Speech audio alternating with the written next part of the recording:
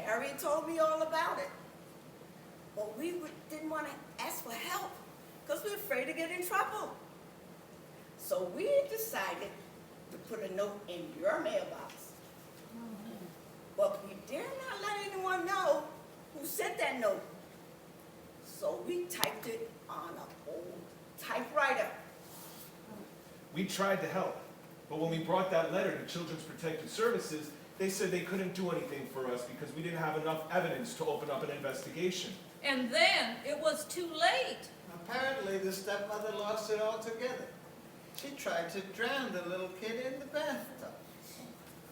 What a nutcase. I was there when they took her from the home. She was straight as a ramrod. She carried her purse on her wrist as if she were going shopping. Her eyes were wild and her lips were twitching. Her poor husband was in a state of shock. He couldn't even provide a statement to the detectives. They took her to mental hospital for the criminally insane.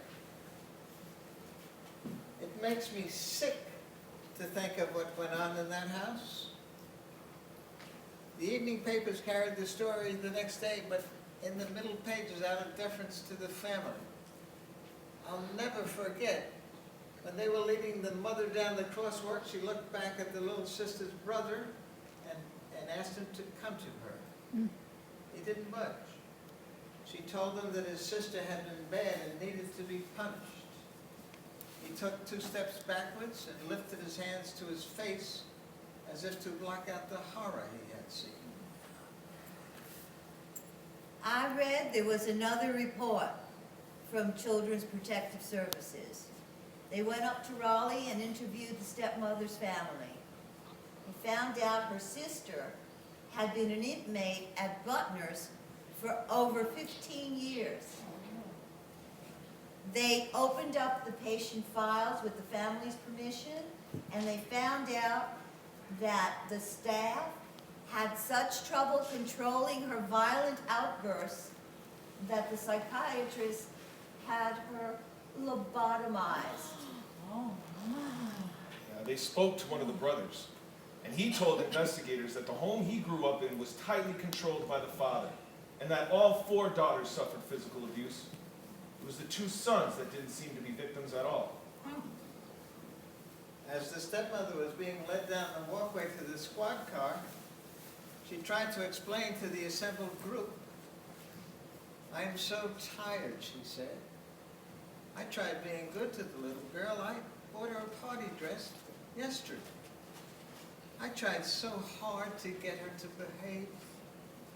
I just couldn't control it anymore." No. Don't cry. Don't cry. Missy did not die.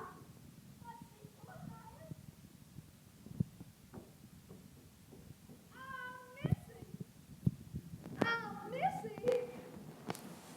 I stand before you at 74 years old. But the abuses of my stepmother have not yet healed. I survived, but many children don't.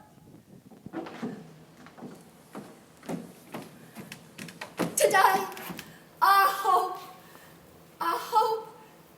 that all the Esthers and the Nortons and the Mattie Sues and the Dougs and yes, the Bessies and the Carries will know what to do and where to go when they suspect child abuse.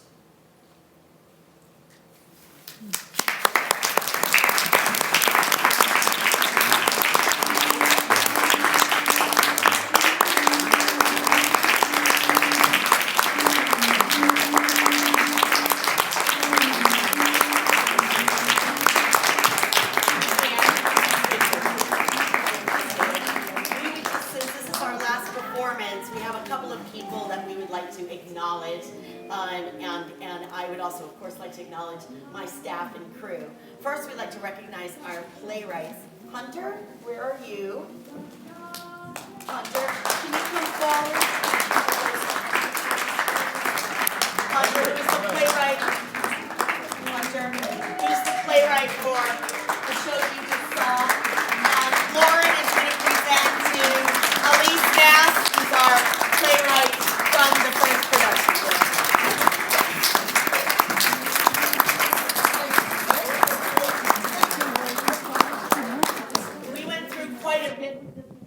introduction.